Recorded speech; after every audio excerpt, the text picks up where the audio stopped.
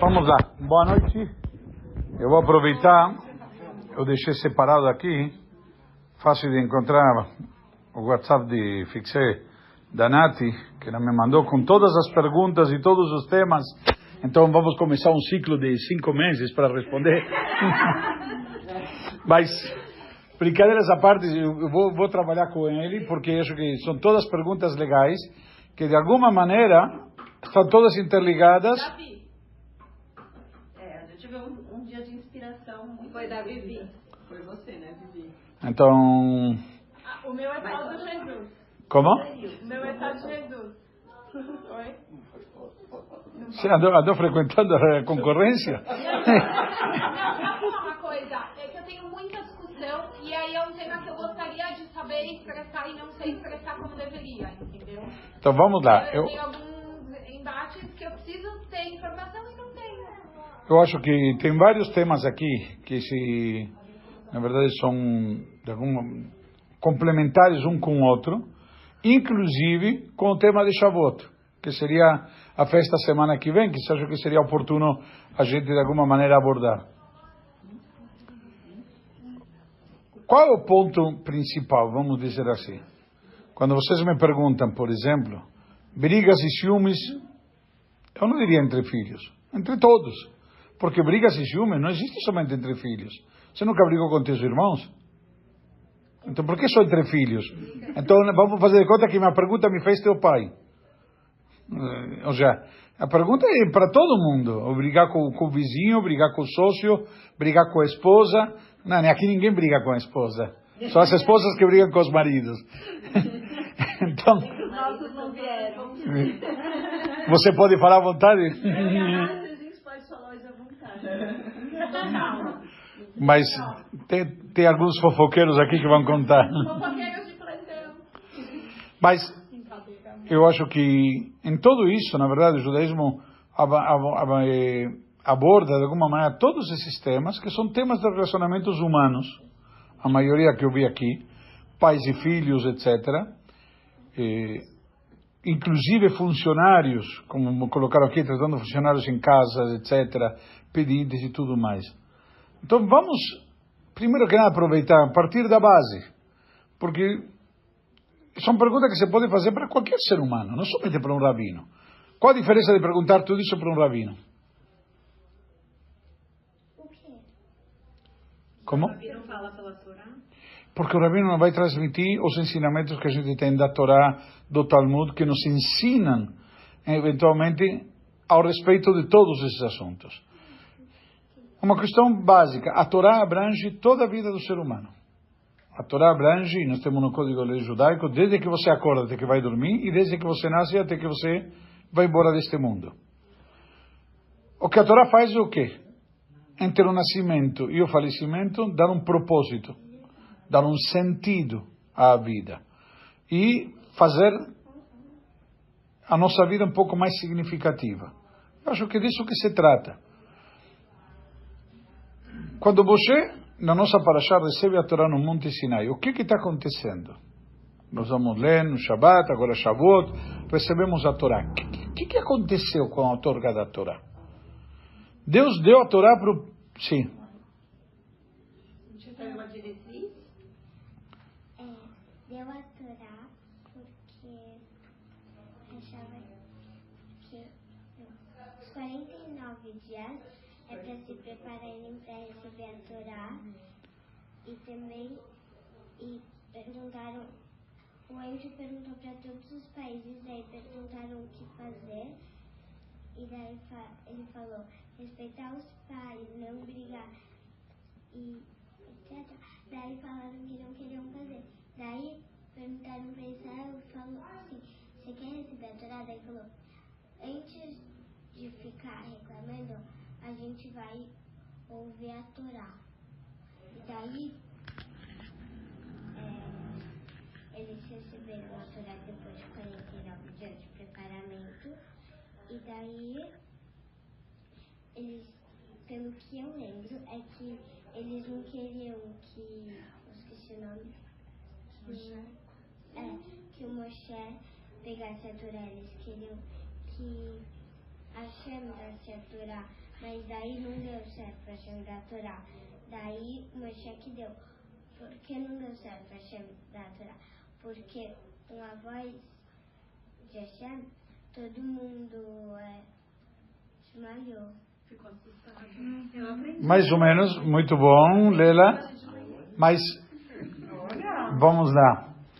Tá, tem um monte de conceitos aqui, misturou bem, mas a ideia é básica. Mas o que Hashem nos deu?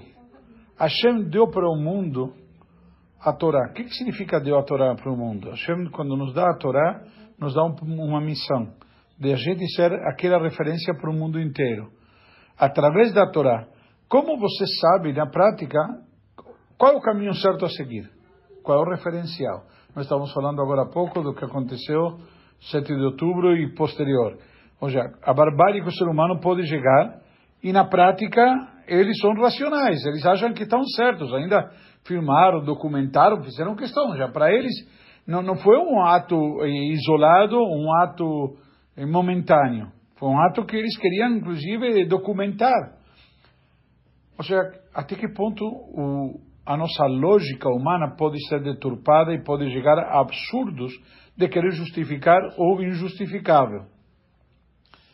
Então Deus nos dá um manual, uma regra, que é o referencial. O que é certo e o que é errado? Então Deus nos ensina o que é certo e o que é errado. Mas uma questão, Deus admite que somos seres humanos, seres falhos, seres com defeitos e virtudes. Alguns têm defeito nisso, outros têm aquilo, outros no outro. Somos todos seres com vontades, desejos, com inclinações e, eventualmente, trabalhamos para tentar ser melhores. Essa é a ideia. Como nos tornamos melhores? Otimizando as qualidades que temos e tentando corrigir os defeitos que temos. Porque todos temos, não existe ninguém perfeito. Uma característica interessante da nossa Torá é que a Torá não nos apresenta nenhum dos protagonistas, por assim chamar, desde Abraão, Yitzhak, Yaakov, o próprio Moshe, como sendo pessoas infalíveis, santos, pessoas que nunca erraram. Ao contrário, nos conta, desculpa, são os podres, certo? Do rei Davi e assim por diante. Ou seja, o que estamos vendo aqui? Que a Torá admite, e Deus nos criou, Ele sabe como somos. E Ele não pretende que sejamos perfeitos, mas sim que tentemos ser melhores. E cada um de nós. E isso daqui é um compromisso, um trabalho que cada um de nós devemos ter. E isso que a Torá vem fazer. Então a Torá, por exemplo, a Leila comentou de passagem, um pouquinho, ou tentou pelo menos, teve uma discussão, quando Deus foi dar a Torá para o povo de Israel, entre os anjos que recusaram que Deus dê a Torá para o povo de Israel. Eles se negaram. Peraí. Diz o versículo. Entrega a tua glória nos céus. Ou seja, a Torá deveria ficar nos céus. E aí Deus falou para Moshe, Moshe, você quer a Torá? Então argumente você. Faça por merecer. E naquele momento Moshe argumentou, e um dos principais argumentos é que a Torá fala para quem? Para Moshe, para Am Israel, para os seres humanos. A Torá foi dar, eles reclamaram, como vai dar a Torá, não aos anjos, a seres humanos que são falhos. Mas a Torá diz, você tem que honrar teus pais. Os anjos têm pais. A Torá diz, você não pode roubar, vocês roubam. A Torá diz que não tem que brigar, vocês brigam. E assim por diante. Então a Torá é que nos ensina os parâmetros de como se comportar. E isso que nos deu o direito. Na prática, finalmente Moshe venceu a disputa e foi dada a Torá ao povo de Israel. Mas daqui uma grande lição. A Torá nos ensina como nos comportar. A Torá que traz regras, por exemplo, de como tratar um funcionário. Você não pode, por exemplo, atrasar o salário. No dia você tem que pagar. E se ele é um diarista, não pode pagar semana que vem. Não, no mesmo dia terminou de trabalhar. Por quê? Porque ele está esperando por isso. E isso está escrito na Torá. Se a gente analisa, isso está na própria Torá como lição para todos e cada um de nós. Então, todos esses ensinamentos, todas essas lições, a Torá vem nos ensinar o quê? Como você entre aspas, de acordo com a Torá, ser gente. Eu vou fazer um parênteses importante. O problema, por assim dizer, é que todos nós confundimos os religiosos com a religião. Então, imaginamos que o religioso é o parâmetro do que deve ser certo e do que deve ser feito. E, na verdade, estamos falando de seres humanos, que têm falhas como você tem, como você tem, como você tem, como cada um de nós. Aliás, de vocês, eu não tenho. Eu sou argentino. Todo mundo tem, você também tem. Não, é que eu sou argentino não tem. Você tem razão, Lela. Todo mundo tem, e é verdade. E isso, por isso, talvez a Torá nos ensina que também Moshe Rabbeinu tinha. Por isso não entrou na terra de Israel. Se você analisa, pode imaginar, Moshe toda a vida dele lutou para o povo de Israel, levou no deserto. Começamos essa semana a ler o livro de Bamidbar, tudo o que aconteceu no deserto. Passaram lá, chegou na beira de Jordão, você não vai entrar. Olha o sonho da vida dele, empreitada dele, o grande projeto. Você não vai entrar. Por que mesmo que ele não entrou, Fabinho? Depois te explico, porque estamos desviando do tema. Agora, resposta curta e grosso. Uma das explicações que a Torá nos traz, porque ele bateu na pedra em vez de falar com a pedra, e através de bater na pedra e tirar água, que não é pouca coisa, você bater na pedra e tirar água não é tão simples, mas mesmo assim ele não consagrou o nome de Deus devidamente. Depois, se quiser, me estendo mais sobre o assunto. Então, o que acontece? A Torá vem para nos ensinar como nos comportar. Por que diz a introdução, esse parênteses de que as pessoas confundem religioso com religião? Porque a Torá nos ensina como devemos ser, mas na prática, você erra e eu erro. Ou seja, talvez você não é tão religioso ou tão praticante como eu aparento ser, mas as pessoas exigem. Ah, não, você é rabino, você não pode. O que significa você não pode? Não sei se vocês já ouviram isso. Ah, vai ter comida? Não, isso daqui você não pode comer. Ninguém deve comer. Podemos todos. Temos boca, podemos. Então, na prática, é que alguns se importam com isso, alguns tentam controlar, e outros não conseguem. E outros nem tentam. Ao que me refiro com tudo isso, então? A Torá vem nos ensinar condutas que a gente deve aplicar na nossa vida em todos os momentos da nossa vida. Por exemplo, a Torá nos ensina a respeitar o próximo. A Torá nos ensina a tratar bem o próximo. A Torá nos ensina tolerância. O que significa tolerância? Eu quero falar outra coisa. Outra coisa, então, peraí. Outra coisa eu falei daqui a pouco. O que significa tolerância? Tempo, né? Não, eu não consegui mais isso, não. Eu acho que é respeito, né? Devia aturar. Dá tempo pro paciência. Pode ser? Eu acho que tolerância é mais do que tudo isso. Tolerância é aceitar o outro, apesar de ser diferente. Eu concordo em discordar. Um exemplo de frase. Eu não preciso concordar com você para a gente se dar bem. A gente pode sentar numa reunião, discutir, quebrar a cabeça, saio da reunião e sair abraçados.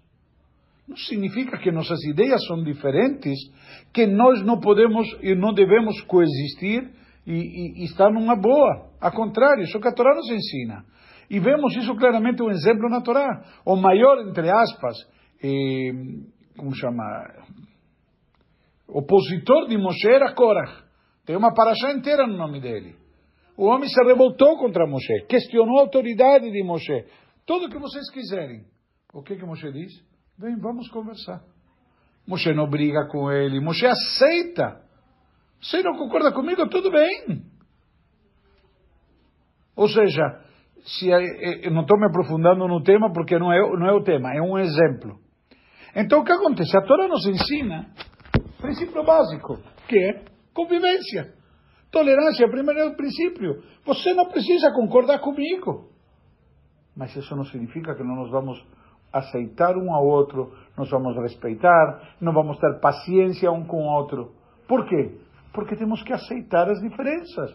Ao contrário, com todo respeito, acho que esse é um quadro de quem? Não é do Denis, não? Como você sabe que é um quadro dele? Pela combinação de cores. Se fosse tudo preto, você perceberia? Não, por quê? Porque exatamente, tudo preto não tem sentido. Uma bela música tem harmonia, onde tem diversos tons, diversas notas, com diversos sons. Às vezes tem um piano, às vezes tem um violino, às vezes tem uma guitarra. É isso que faz. Todos juntos é harmonioso. Mas temos que saber harmonizar o quê? As diferentes formas, os diferentes sons, os diferentes tons que pode ter. Um mais agudo, um mais grave, etc. Da mesma maneira, nós temos isso nas nossas ideias, nas nossas personalidades, nos nossos caráteres. Então você não necessariamente age como eu, ou reage como eu. E isso que é o relacionamento humano. E a Torá vem nos ensinar isto. A Torá nos fala sobre amor ao próximo. A Torá nos fala sobre, como chama? Convivência, sobre coexistência. A Torá nos fala sobre transparência, sobre idoneidade. Me diga qualquer traço humano. Então, quando você vem aqui, e você me coloca, por exemplo, como brigas e ciúmes entre filhos, a Torá já nos traz o episódio de quem? Dos filhos de Jacob. Como os irmãos tiveram ciúmes de Yosef e chegaram ao ponto de, não somente, querer matá-lo primeiro. Aí um irmão intercedeu, tá bom, vamos jogar num poço enquanto isso. Onde que jogaram? No Hotel 5 Estrelas? Não, num poço com cobras e escorpiões. Você acha que Yosef estava lá fazendo o que com cobras e escorpiões? Jogando gamão? Caim e Abel. Sim, mas Caim e Abel não são os protótipos, vamos dizer, da parte judaica. Isso que dizer os ensinamentos da Torá. Mas, se quiser também, Caim e Abel. Entendeu? E Yitzhak com Ismael. Desculpa, em cada... Só que estou querendo dizer, estou pegando exemplo de filhos brigando entre si. Entendeu? Jacob e Yitzhak que ainda brigavam dentro do ventre materno. Mas o exemplo de um irmão brigar com o outro ao ponto de querer matá-lo e depois vendê-lo como escravo. Não sei se vocês... Entendeu? Contudo, peraí. Mas por isso que peguei esse exemplo também.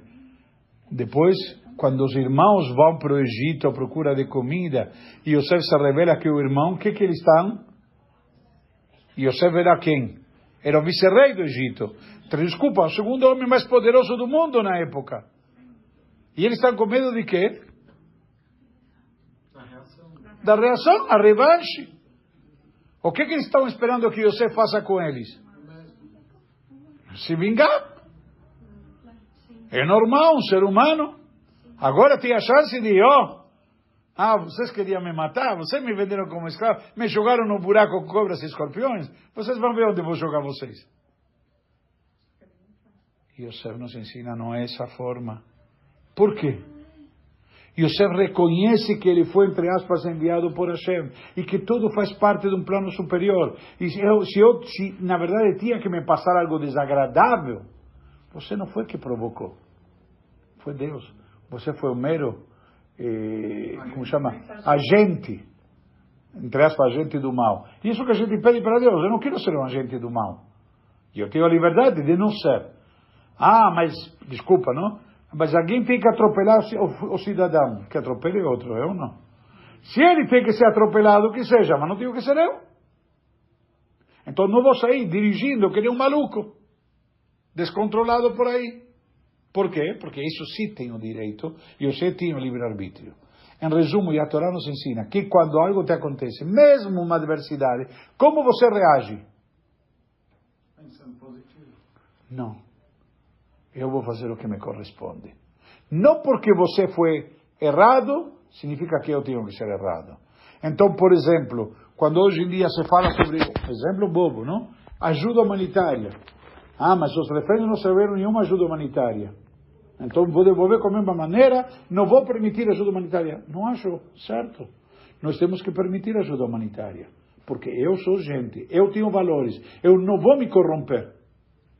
Mas não vou parar de exigir ajuda humanitária também para eles. não vou parar de exigir a devolução dos reféns. Não sei se você me entende o que quero dizer. E você está nos dando uma lição aqui. A gente tem que, tudo isto não é o tema. Eu estou tentando, com esse exemplo, mostrar, se teus filhos brigam, como você ensinar para eles? Como pegar da Torá, ou como a Torá nos ensina para evitar isso? Por quê? Porque você não tem que roubar, porque tem medo que te peguem.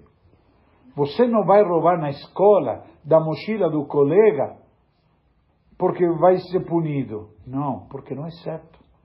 Você tem que ensinar valores. Você tem que ensinar princípios. Você tem que ensinar que caráter ou você tem ou você não tem. Entendeu? Eu posso, eventualmente, ter uma tentação. Exemplo prático. As mulheres vão num casamento, digo exemplo porque vão perceber que o exemplo é real. As mulheres vão num casamento e na saída tem a mesa de cafezinho e doces, as mulheres vão direto para o estacionamento. Não passa pelo cafezinho porque, Deus me livre, posso cair na tentação do doce. Então, nem café. É verdade? Ou seja, programado está não passar na mesa do café. Exatamente. Exatamente. Mas qual é o conceito? Evitar a tentação. E se você caiu em tentação? Você é humana.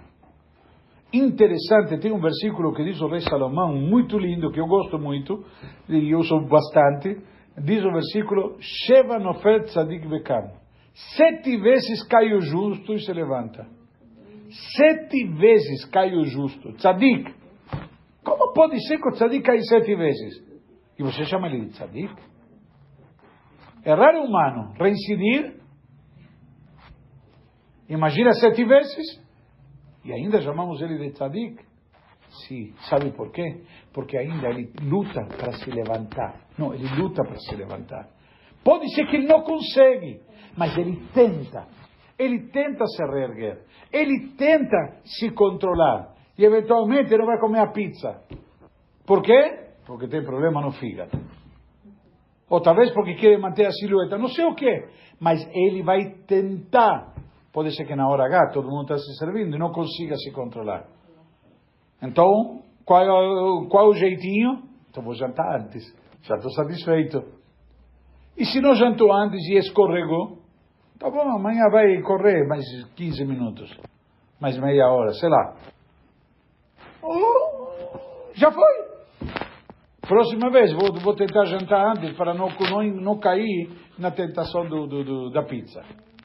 É simples. Mas a Torá nos ensina que somos seres humanos. A Torá veio para nos ensinar como a gente melhorar. E melhorar é uma questão que requer muito treinamento, muito esforço e dedicação. Guga, você cata bem? Quanto você treina? 2 vezes por semana. E precisa? Por que precisa? Você já sabe catar? Para melhorar. Então, do mesmo jeito que ele precisa treinar para melhorar. Para quê? Para desenvolver, eventualmente, uma habilidade com a qual ele nasceu. Ele já nasceu com isso. Tem gente que coloca no gol e está de enfeite. Mas ele tem uma habilidade. O que ele faz? Treina para quê? Para melhorar. É isso que nós temos que fazer. A Torá é o nosso treinamento para melhorar. Para melhorar, seja no relacionamento para com Deus ou no relacionamento para com seu semelhante. Interessante que as pessoas esquecem disso. Se nós vamos ver, e não sei se já comentamos alguma vez, mas a Torá está dividida, podemos classificar de várias maneiras diferentes. Mesmo os 10 mandamentos. Os primeiros 10 mandamentos são do homem para com Deus. Não terás outros deuses, eu sou teu Deus. E os últimos 5 mandamentos do homem para com seus semelhantes. Não roubarás, não matarás, não cobiçarás. Ou seja, para a Torá, o equilíbrio está em quê? No homem para com Deus e no homem para com seu semelhante. Os dois lados. Não é somente o homem para com Deus. As pessoas pensam que a Torá somente está falando do homem para com Deus. As pessoas identificam que a Torá é só homem para com Deus. Então, se você está de kippah, está de tzitzit, está de chapéu, está de qualquer outra forma, que acontece? Seu carro está com vidro aberto. Eita. Eu avisaram no grupo do prédio. Eu vou falar que vocês vão... Onde está? Sala do estacionamento. Você consegue fechar de longe? Consigo. Vai, tá vendo? Então, não, sabe o que acontece? Dessa maneira o ladrão não tem que quebrar o vidro. O prejuízo é menor. Não tem ladrão. É? Está ajudando o ladrão. Não, está evitando que quebrem o vidro dele. Então ele deve estar ligando por causa da... Deixa eu entender, mas deve ser exatamente isso. Eles estão vendendo para dentro da janela.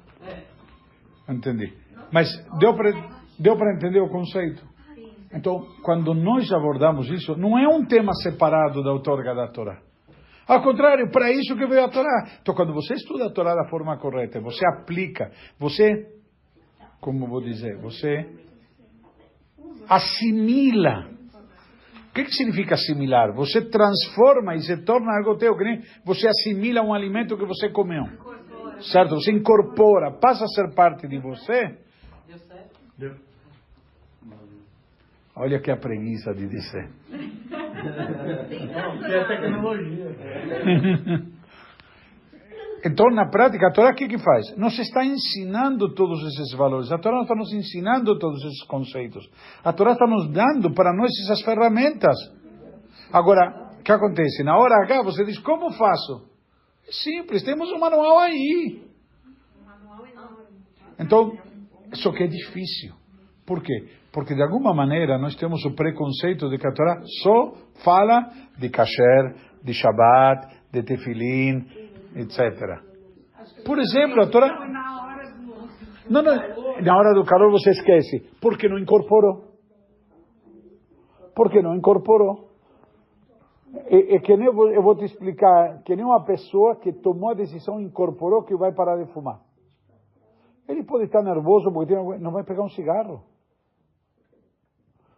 Entendeu? Ou aquela pessoa que deu um livre diabético e não vai pegar no doce. Não porque vai engordar, porque ele sabe que isso vai custar e ter consequências terríveis para ele na sua saúde.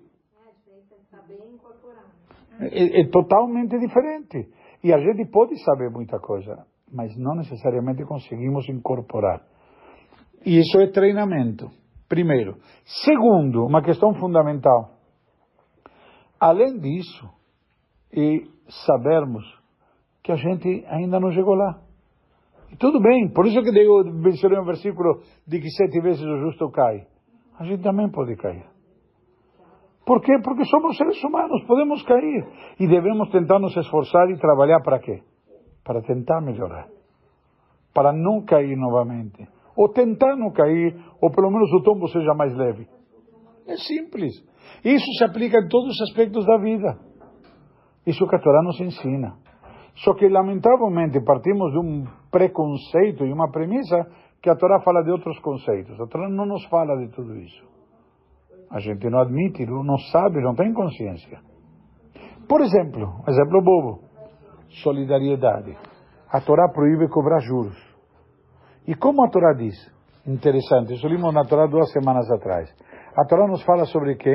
Se teu irmão estiver necessitado e apertado, você deve ajudá-lo, etc. Geralmente a Torá fala, ama teu próximo como a ti mesmo. Não fala de irmão. Mas quando ele está mal, considera que ele é teu irmão. Aí a Torá chama de irmão. Interessante, olha o detalhe, olha a sutileza. Por quê? Porque você tem que ser solidário com teu irmão. Então você tem que, na hora que ele precisa, você não vai morder ele, vou cobrar juros, vou emprestar com juros. Empresta é proibido cobrar juros, porque todo o intuito que está querendo ser solidário. Então se você quer ser solidário, então você olha como a Torá te ensina a solidariedade com dois irmãos. Então falamos de ciúmes. Peraí, e ninguém tira o de outro. Não adianta, o que é teu e o que é dele é dele. Não tem que ter ciúme, só que uma criança é normal. A criança, de repente, tem a bola, vamos jogar com a minha bola. Ah, se não é como quero, eu levo a bola. Não tem que levar a bola. Esse é o princípio. Mas vemos como que a Torá nos ensina tudo isso. Só que a gente parte do princípio que tudo isso o Rabino pode ensinar, mas não da Torá. Não é a Torá a referência. Não estou querendo criticar ninguém. Só estou dizendo como partimos de um preconceito que justamente... eu acho que é preconceito. Quando você não sabe alguma coisa, você não opina. Contra a Torá, todo mundo opina, porque tem um preconceito. A Torá é antiga, a Torá é ultrapassada, a Torá não se atualizou e assim por diante. Os rabinos moram no século XV.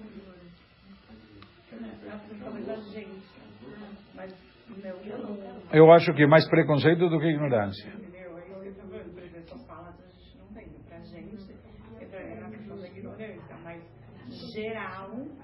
Há um preconceito. Eu vou te dar mais um exemplo prático em relação a isso. Quando a gente, por exemplo, fala sobre simplesmente relacionamento marido e mulher. Como você encara a tua esposa? Então você vai, se a gente der uma aula sobre isso, vocês vão se arrepiar. Mas é uma realidade. Tá bom, mas não hoje. Não é a aula de hoje. É por isso que ela quer, que o marido dela não está, então ela quer aproveitar hoje. Mas, então a Torá nos traz todos esses conceitos práticos na nossa vida. Então, me diga um tema que você quer, está na Torá. Vou dar um exemplo prático. Nós estudamos Rambam, quem estuda Rambam todo dia, tem um ciclo de estudo do Rambam, que você estuda todo o Rambam, toda a obra do Maimônides, em um ano. Então, são 3 capítulos por dia. Então, nós terminamos de estudar o livro de Zmanim, que trata de todas as atividades, todas as ocasiões, dependem do tempo, na segunda-feira. E na aula, eu dei justamente essa aula na sinagoga, então, nessa aula estávamos falando o que acontece uma pessoa pobre, e ele tem que comprar, por exemplo, dinheiro para comprar as velas de Hanukkah, porque estava discutindo sobre Hanukkah. Tem dinheiro para comprar as velas de Hanukkah ou as velas de Shabbat. O que ele compra primeiro? Qual que tem prioridade? Shabbat. Por quê? O Shabbat é soberano a tudo. Então, não. O Maimônides diz, é verdade o Shabbat.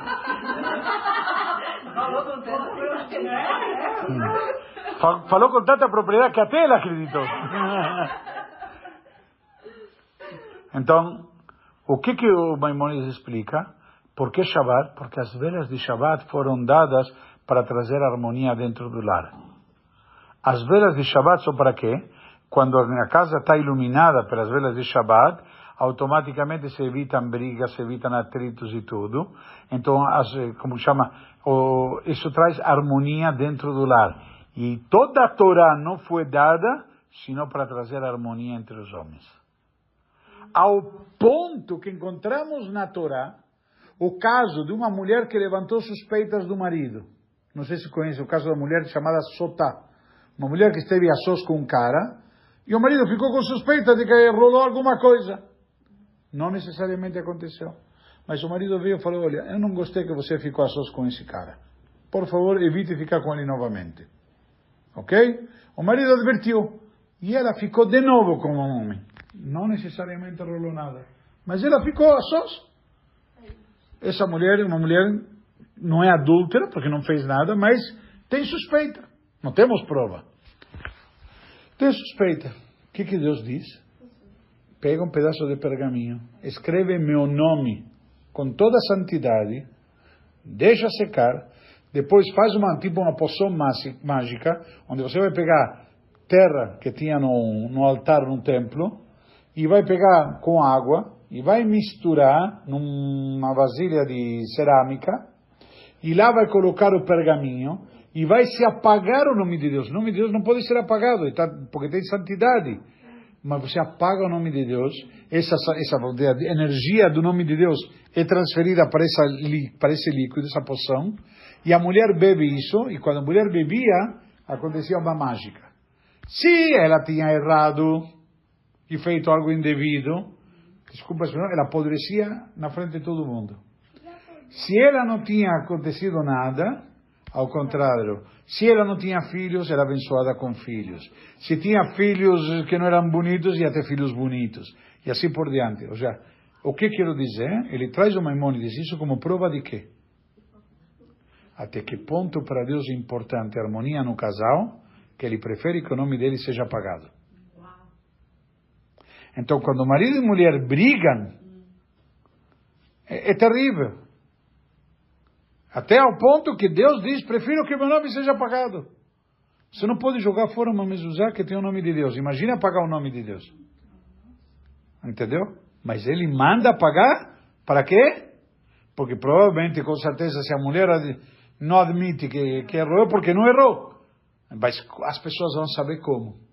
Então, eu vou dar um jeito. Mas ele se sacrifica a si próprio para fazer, ponderar e prevalecer a harmonia dentro do lar. Então, vemos aqui o quê? A importância principal que tem o Shalom. E isso que diz o Maimônides. Uma vez que o Shalom é tão importante, então qual as velas mais importantes? De Shabbat ou de Hanukkah? A de Hanukkah para difundir o milagre, mas do Shabbat são para quê? Para trazer o Shalom dentro de casa. Então é mais importante o Shalom dentro de casa. Então eu acertei. É isso que eu pensei. O que você falou? Não acertou o motivo. Eu perguntei o motivo, não perguntei qual. Eu não perguntei qual é o motivo. Meio cheque. Meio cheque. Não adianta querer levar... Então, ficou claro? Então, o que vimos aqui também? Mais um conceito, como que a Torá nos ensina sobre a harmonia dentro do lar, sobre o estado que tem que ter a situação dentro de casa. Como devemos fazer o respeito a fazer de casa um santuário? Como que a Torá dá para isso uma prioridade? E muitas vezes os casais não percebem, não prestam atenção à responsabilidade que eles têm nesse sentido. Além de mais, como exemplo perante os filhos. Um exemplo bobo, desviando do tema, mas para falar sobre o relacionamento com os filhos. A Torá nos conta o famoso episódio de Abraão e Sará. Que Abraão discutiu com Sará, que Sará não queria o filho o Ismael, filho da serva, convivendo com Isaac, que era uma má influência. O que Deus responde para Abraão? Eu sei que dói, eu sei que é chato, mas o que te fala a tua esposa ouve. Saiba ouvir para a esposa, saiba ouvir tua esposa. Sim? A gente pode recortar pro WhatsApp esse parágrafo. Eu vou te dizer uma coisa. Se você falar isso para muitos maridos, eles vão te dizer, lógico, é verdade. Quando minha esposa for como Sara, eu vou ouvir ela. Espera aí, calma. Isso é uma explicação. Outra explicação mais simples é, Deus fala para Abraão, ouve tua esposa. Não diz faça o que ela manda. Diz, ouve ela. Deixa ela falar. Mulher precisa falar. Mulher tem que falar. E não, exatamente. Mulher precisa falar. E se você não deixar falar ela hoje, e amanhã acumula. É pior. Entendeu? Então, melhor deixar falar ela hoje, porque senão amanhã vai vir acumulado. Vai ser muito pior. Ela vai ter que falar. Então... Deixa a mulher falar, mas o homem tem que prestar atenção. Não adianta não prestar atenção. Também isso... Aí aqui diz para prestar atenção. Presta atenção, mas não diz que tem que seguir. Mas tem que prestar atenção. Tem que prestar atenção, sim. E ele depois pondera, mas tem que prestar atenção, sim. Tem uma palestra muito famosa, não sei se você já assistiu, é de um padre que fala sobre as caixinhas que existem na cabeça da mulher e na cabeça do homem. Já chegou a você esse vídeo, não? Faz tempo. Faz tempo, né? Então ele fala essas diferenças aí, de como é que cada um recebe e faz as coisas. É que na verdade a Torá nos ensina. Eu vou mais longe. Vamos na criação do mundo, como diz o Santi. Deus criou quem? O homem ou a mulher? A partir do quê? Da terra. Ou seja, a origem do homem que é? O que é? Um ser inanimado. A origem do homem é um mineral, que não sente, frio, ok? E isso nos mostra as características do homem. O homem não sente, o homem frio. A mulher foi criada da onde? Da onde? De um ser vivo. Então a mulher já tem sensações, ela sente, ela é mais cálida, ela é mais paciente. Por quê? Porque a origem dela é diferente. Então a natureza da criação da humanidade, a criação do homem, a criação de uma mulher, são totalmente diferentes. A Torá já nos mostra isso. Então quando vamos ver, tem que ter consciência disto. Então, hoje em dia, tem que saber que ser homem e ser mulher é para ser diferentes. Hoje em dia, vivemos num mundo que está tudo virado. Entendeu? Não, porque minha mulher não me entende, eu quero uma coisa, ela quer outra. E isso é bom. Isso é bom. Porque um complementa o outro, um completa o outro. Porque o homem, ele não sente. O homem pensa. E mulher não pensa, a mulher sente. Por via de regra, ou seja, não quero ser entendido literalmente quando diz que a mulher não pensa, mas a habilidade e a aptidão natural da mulher, ela se machuca, ela se magoa. O homem é contrariado. Ou seja, se vamos analisar, por isso que muitas vezes discussões de marido e mulher, mesmo de acordo com a Torá, estou te provando. O homem é frio e calculista e a mulher é emocional. Então o que acontece? O homem pensa, é a cabeça, e a mulher é o coração e sente. São dois patamares diferentes. Então não adianta um querer racionalizar com o outro. Porque não é questão de ter razão. Não sei se você se lembra dessa aula, mas tem um texto que tem um rabino que eu respeito muito e adoro como ele escreve. Um rabino australiano, magrinho. E você vê, não dá nada por ele. Mas adoro a linha de raciocínio desse homem, é espetacular. Ele é simplesmente brilhante. Então, ele tem um artigo, e eu vou ler para vocês, eu tenho aqui,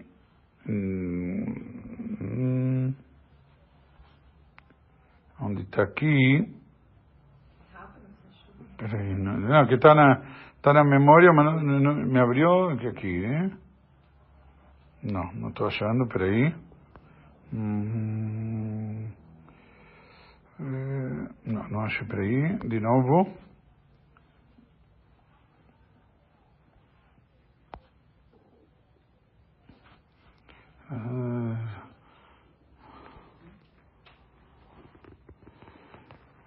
Não estou encontrando ele.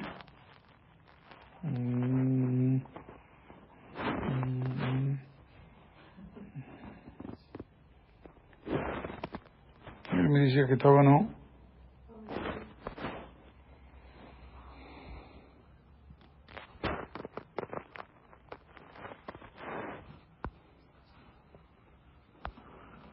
Bom, não estou achando.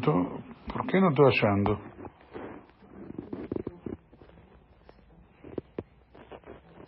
Achei.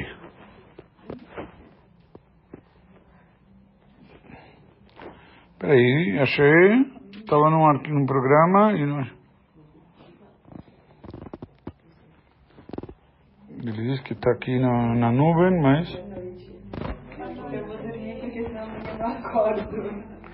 Faz de conta que está em casa. Vamos lá, vamos dormir. Eu quero.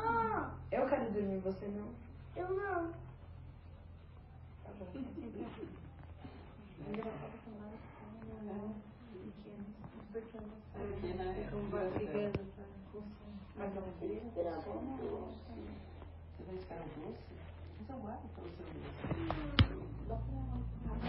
Não, peraí, não é esse daqui.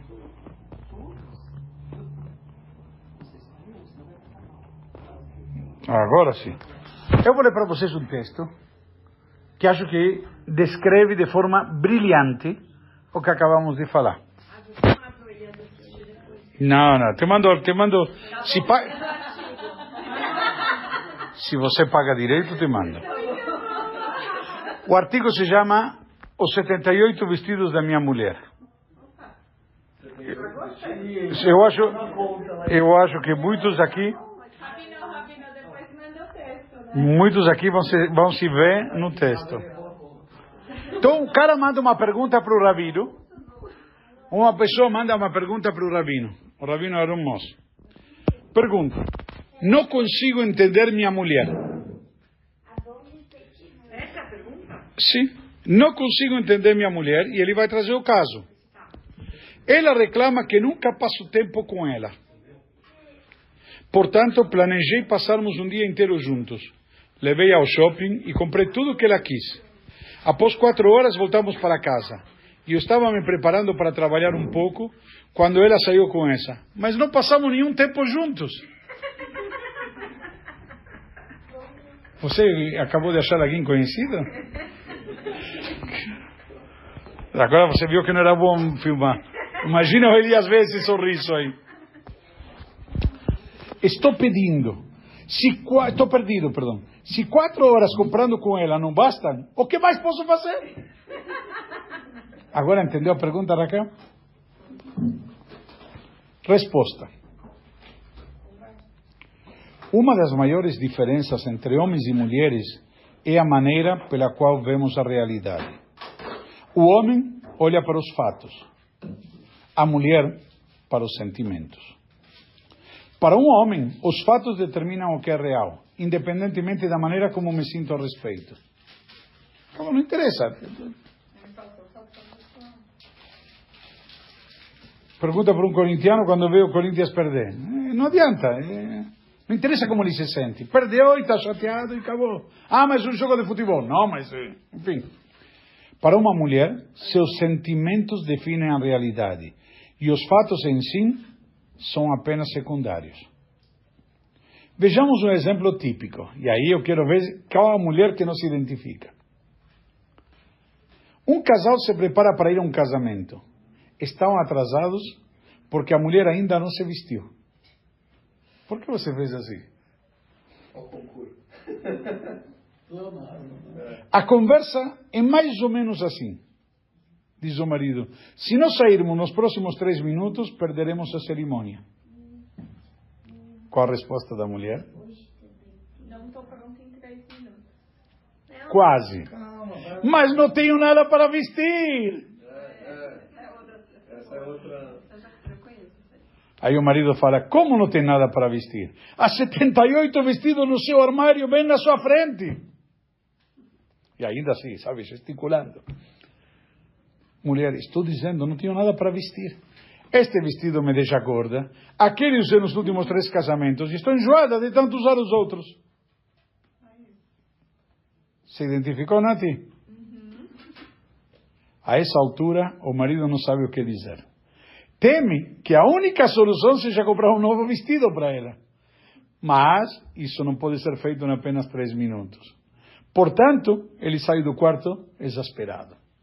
Não tem solução. Vamos analisar? Isso ocorre porque ele está olhando para os fatos. Os fatos são que, na verdade, existem 78 vestidos no guarda-roupa. Se nenhum deles é suficientemente bom, então a única solução é comprar outro. Tachlis. Objetivo. Porém, se ele visse as coisas sob a perspectiva de sua mulher, então conseguiria entender o que na verdade ela quis dizer. Porque o que ela diz e o que ela quer dizer são 2 mundos diferentes. Certo? Vamos lembrar, o lado intelectual, racional não é o forte da mulher. Então, o que ela quis dizer é ajudá-la a resolver o problema. Por quê? Quando ela diz não tenho nada para vestir, é isso mesmo que quer dizer. Ela pode ver as roupas no armário, mas o que está realmente dizendo é: não há nada neste armário que eu me sinta bem usando. A realidade de uma mulher é baseada em suas sensações, e não nos fatos puros e simples. Portanto, ela realmente não tem nada para vestir quando se considera os seus sentimentos. O armário está vazio, porque não tem nada lá que serve para ela. O marido deve entender que a perspectiva de sua mulher é tão válida quanto a dele. Ele pode estar certo no mundo dos fatos, pois existe ali um guarda-roupa lotado. Porém, há um mundo igualmente real, o mundo dos sentimentos. Se ela não se sente bem com seu guarda-roupa, então ele literalmente não tem nada para vestir. Porque é o sentimento dela. Para solucionar o dilema, ele precisa não mudar os fatos, que seria comprar um novo vestido. O que ele precisa fazer? Acolher. Como? A palavra é fácil. É? Ele precisa esquecer-se dos fatos e concentrar-se nos sentimentos dela. Calma, mas pergunte como. Aí eu te trouxe. Ele pode tirar um vestido do armário e dizer, mas você fica tão bonita com este. Calma. Que aí vem a chave. Calma. A continuação te responde, Raquel. Não se precipite. Ok? Calma. Você fica tão bonita com este. Se ele dizer isso com sinceridade, então acontece algo surpreendente. Aquele vestido surge do nada e ela tem algo para vestir. Não porque os fatos mudaram, mas porque os sentimentos dela mudaram. Agora ela se sente bem naquela roupa. Espera aí, ele tem que ser sincero. Você viu? Não adianta ele dizer, só dizer. Você viu o detalhe, a cereja do bolo é a sinceridade. Vamos lá.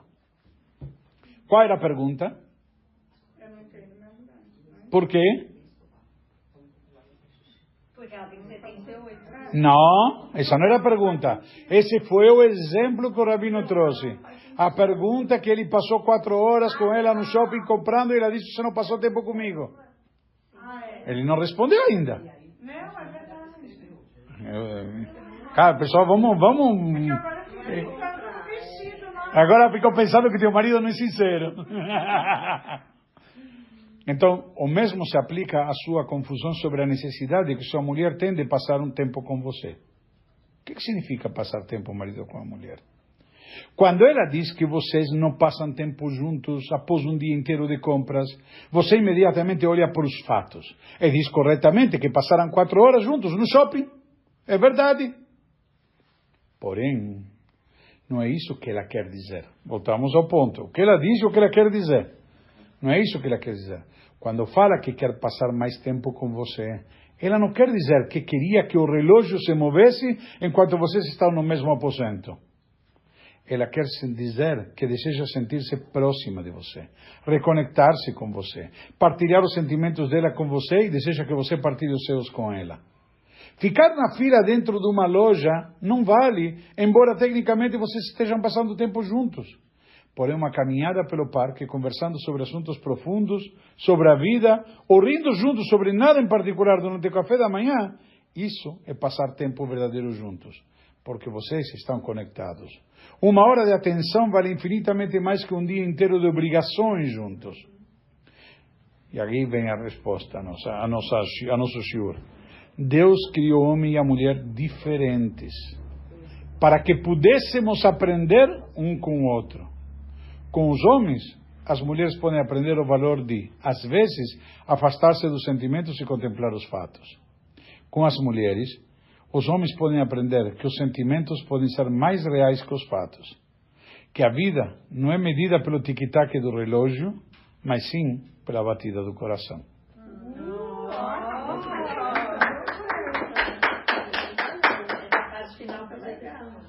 Mas eu acho que eles fizeram o desafio de comprar um vestido pra... Independente, né? Independente. Meu marido ia falar, tá vendo que você não vai no shopping e o que você não faz? Nati, já te mandei, depois você transmite o grupo, que só tenho você de grupo, então. Então, o que vimos aqui? O que vimos aqui? Que na prática, na Torá, tem todas as respostas para todos os dilemas. A Torá, quando a gente nos deu o quê? Como dizem nossos sábios, é a planta baixa do mundo, que nem um arquiteto. Ó, arquiteto aí, presta atenção. Um arquiteto faz o quê? Ele faz a planta baixa. Por isso que muitos chamam Deus do grande arquiteto do universo. Só que qual é a planta desse arquiteto? A Torá. Deus nos deu a Torá para a gente saber como utilizar, que nem um manual. Você pega o celular, muitas vezes você tem que ler o manual, para ver os recursos adicionais que ele tem. Quando a gente começou a usar celular, anos atrás, um celular só fazia ligação, certo? Ele era diferente do telefone fixo de casa. Aqui você disca e depois manda send. Lá não, lá você primeiro tirava e depois discava e já automaticamente. É diferente. Então você tem que aprender a usar. Hashem nos diz, eu criei um mundo e dei para vocês um manual chamado Torá para melhor usufruir desse mundo, para tirar as maiores vantagens. Às vezes você compra uma máquina de lavar e de secar, e você tem que lavar, pode secar, pode fazer as duas coisas juntas. Tem que aprender a ler o manual. Para quê? Para trabalhar e operar a máquina corretamente. Caso contrário, você não vai tirar o melhor proveito dessa máquina. Da mesma maneira, a Torá com o mundo. Cada um de nós devemos ter consciência de que Hashem criou o mundo dessa maneira e nos deu esse manual, que é a Torá. Então, quando você vem, e eu leio aqui que a Nati me manda, sobre todos os temas, entendeu? Deus é homem ou mulher? Por que morremos e vamos ressuscitar? E assim por diante. Como faço para ter uma mansão e ser muito rico quando crescer? Será que isso que é o objetivo e o propósito da vida? Ou talvez fazer, fazer do nosso lar uma mansão. Exato. Calma. Um vídeo do Jonathan Sachs sobre mansão, fazendo do lar uma mansão. Mas o conceito qual é? A mansão, aliás, o Talmud diz, o homem pode ter uma casa, um palácio. O Talmud diz, o homem pode ter um palácio, mas nunca será um lar sem uma mulher. O que faz e a diferença entre uma casa e um lar? Então a gente tem que entender, uma mansão pode ser luxuosa, exuberante, mas talvez não é um lar.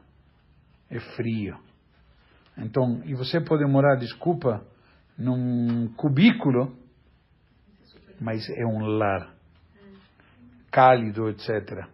Não é a situação, eventualmente, de luxo ou de bem-estar material que vai determinar. Então, voltando ao assunto. Quando nós falamos sobre tolerância e tudo mais, eu vou encerrar com um conceito interessante. Aqui perguntando por que aqueles homens estão se beijando, LGBT, etc, etc. Todos esses temas, tratar funcionários, tratar vizinhos. Pessoal, é todo princípio, o mesmo princípio. Tolerância. A empregada é um ser humano digno, que trabalha em casa e merece o respeito como qualquer outro ser humano. E o que ela está fazendo é digno. Ela está saindo para trabalhar do jeito que ela consegue, do jeito que ela sabe, fazendo algo digno e merece o respeito. A mesma coisa o porteiro do prédio, da mesma maneira o motorista, etc. Se a gente não se age dessa maneira, nossos filhos nunca vão aprender e nunca vão fazer do mesmo jeito. E isso aqui não faz diferença judeu ou não judeu, é ser humano. Deus criou o ser humano, Deus não criou o judeu. O judeu veio depois. Quando Deus cria Adão e Eva, são seres humanos. E merecem, e merecem respeito. E você tem que tolerar eles, não significa que tenho que concordar com eles, e menos ainda ir no mikve junto. Não sei se deu para entender. É simples. Mas eu tenho que saber respeitar e ensinar que somos diferentes.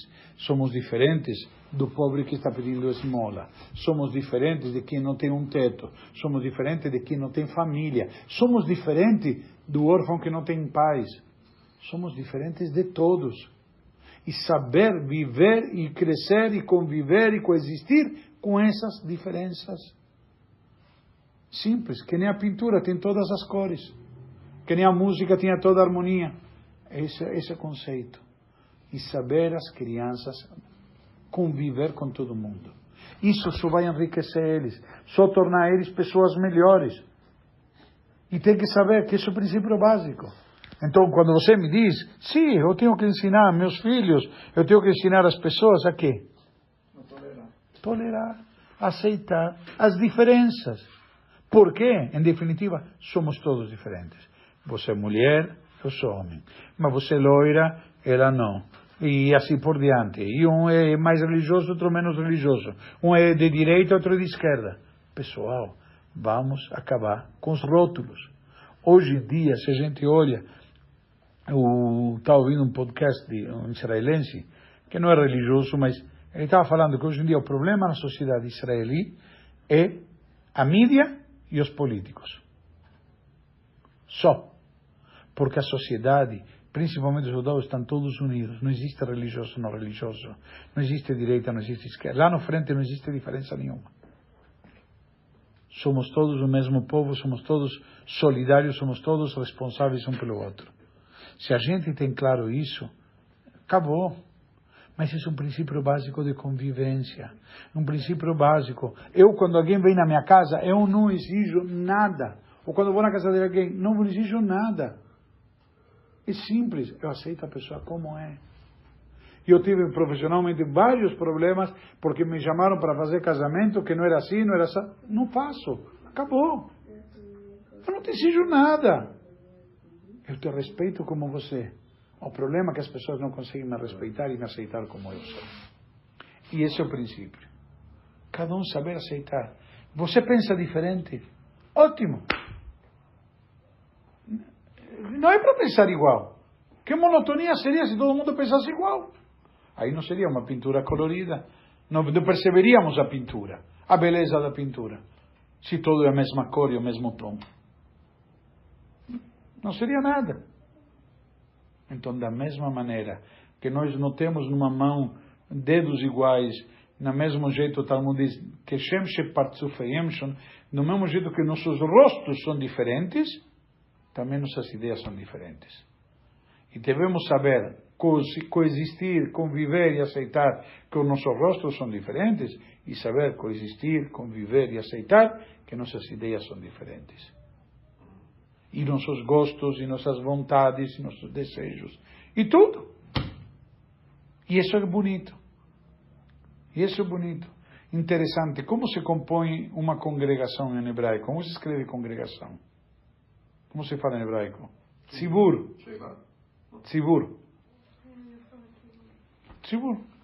Um público. Certo? Tzibur é escrito por quê? 4 letras.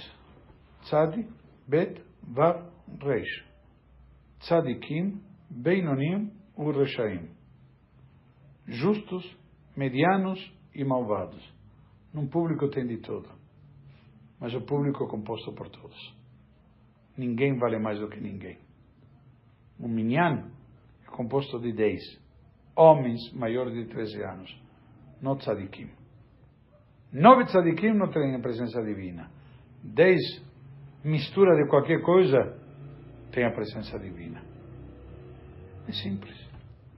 Então, o princípio básico, saber aceitar cada um como ele é. É isso que a Torá nos ensina. Moshe era diferente de Aaron, que era diferente de Yoshua, que era diferente. Todos eram diferentes. Saber aceitar as diferenças. E apesar das diferenças, não é para sermos iguais. Não é? Não tem graça. Se somos todos iguais, não tem graça. E aí eu posso enriquecer você e você me enriquecer. Um completa, um aprender com o outro. E esse é um princípio básico. Se a gente sabe aceitar cada um ao outro, tá, desculpa, estamos feitos. É isso que a Torá veio a fazer ao mundo. Nos ensinar. Porque quando a Torá fala do próximo, não coloca rótulos. Próximo. E nos faz lembrar, quando precisa de ajuda, que ele é irmão. A única coisa, como fica então a questão dessa discussão? Qual discussão? Você nunca vi 2 judeus discutindo? Não, mas eu estou tentando, por exemplo, depois de 7 de outubro, tudo que está acontecendo, e aí gera preconceito, ou gera... Nessa questão da tolerância, de aceitar as diferenças, quando né, o mundo virou dois lados, pró-Hamas e pró... Quais as pessoas pró-Hamas? A gente deve, então, eu tenho que tolerar e Eu vou te explicar. É um conceito. Na verdade, a questão é com semelhante. Acho que perderam a semelhança. Quando falamos antes, Deus criou o ser humano. E Deus criou o ser humano a imagem e semelhança de Deus. Eles perderam essa imagem e semelhança de Deus. Não estou querendo julgar ninguém, não estou querendo fazer. Porém, contudo, o que há hoje em dia é um mundo está num obscurantismo terrível, onde as pessoas não têm ideia do que eles estão lutando, ou estão discutindo, ou estão brigando, não têm ideia de porquê nem para quê. Eles, simples, você vai e vê pesquisas, pergunta para os caras, não sabe onde, qual que é o River, qual é o Sea, não tem, então, e estão lá marchando, lamentavelmente. Então, por quê?